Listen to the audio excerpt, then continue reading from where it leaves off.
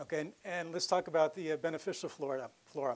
The amount of bifidobacteria, I'm sorry, next slide, thank you.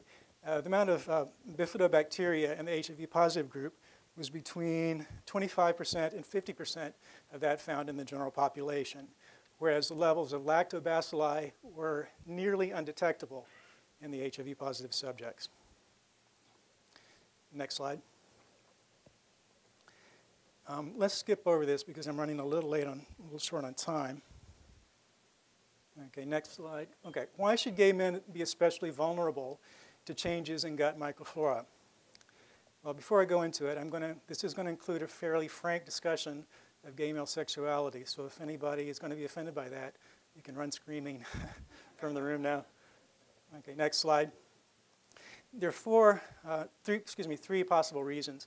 Antibiotic usage to address STDs is conceivably higher in populations that are most sexually active. In his 1996 paper, Causation argued that broad-spectrum antibiotic usage was the culprit.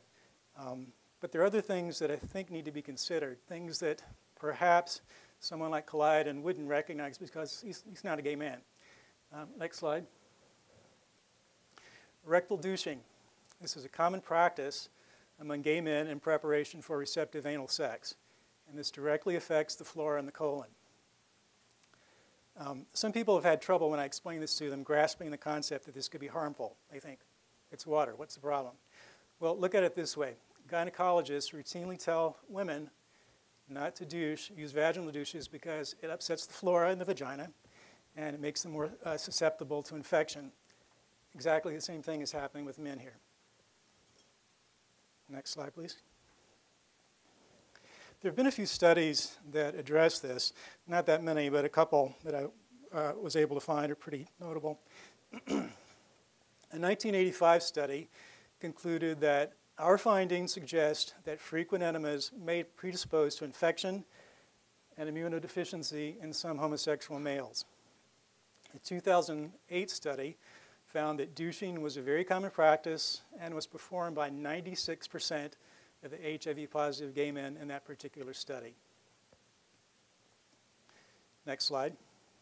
Something else that needs to be considered are sexual lubricants, many of which are hyperosmolar, which means they cause the skin to dry out. There are not a lot of studies about that either, but one fairly recent one, next slide please, had this to say. It found that many of the commercially available lubricants dried out the lining of the colon. Astroglide, which is the top-selling brand worldwide and one targeted to gay men, was described as highly hyperosmotic and resulted in severe irritation and tissue damage. Think about it this way. If the ecosystem in your gut is a rainforest, rich in species and interdependencies, these activities, antibiotics, rectal douching, and the use of lubricants are the equivalent of loggers coming in and cutting down all the trees. And that's what's happening. And these are not uncommon practices among gay men, and they're not isolated. They happen regularly over time. Nobody's ever talked about this before, to my knowledge.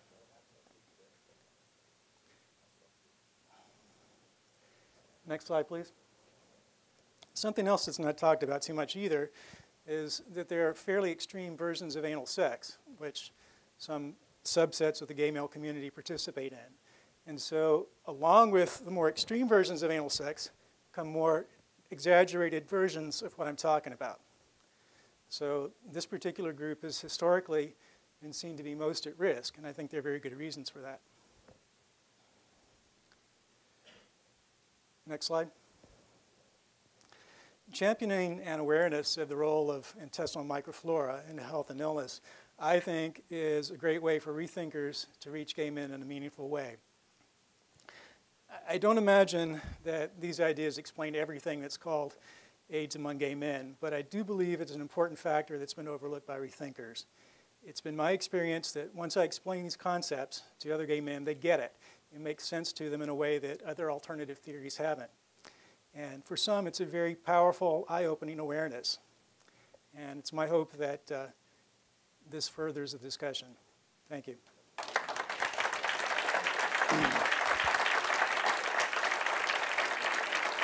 Thank you.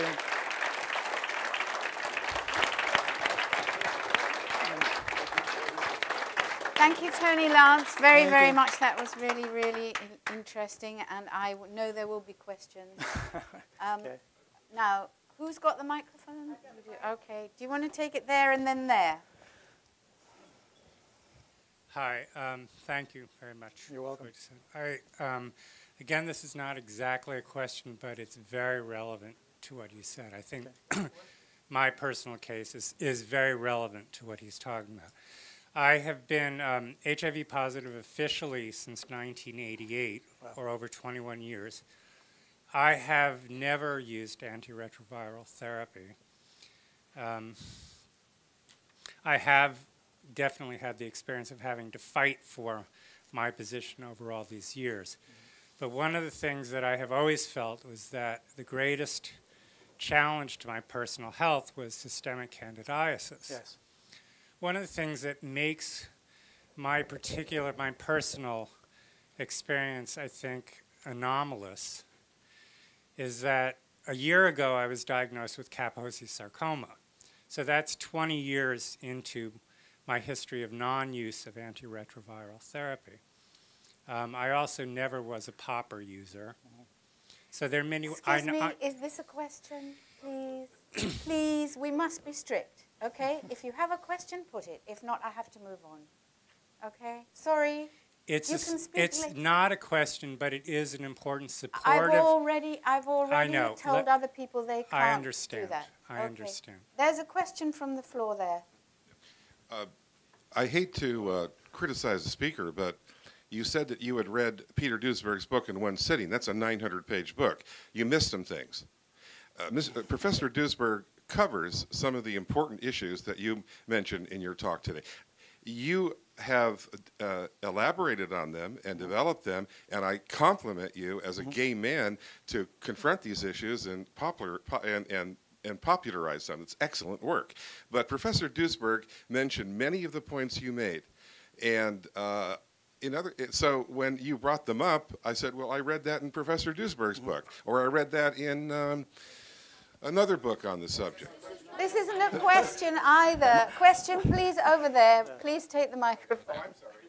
I'm sorry, no, we have to have questions now. Later is discussion. Yeah, just a moment. There's a question there. I've gone to several talks on the immune system, and it said 70% of the immune systems in your colon with the bacteria. Right. And I'm wondering, what do you take for that? There's several products you can take to increase the positive bacteria in your system, and they work. Yes, exactly. I was pretty lucky early on. In 1996, when I tested positive again, I happened to come across a book in a health food store that explained a lot of this, the importance of intestinal flora. And it was something that kind of stuck with me. I didn't really think that much about it, but I thought, you know, it can't hurt. So I started drinking probiotic things like kefir and taking probiotic capsules occasionally. I actually began making my own sauerkraut not that long ago, unpasteurized sauerkraut. So I regularly use cultured food products. And I'm pretty convinced that's important to my health, and it possibly explains. That's okay.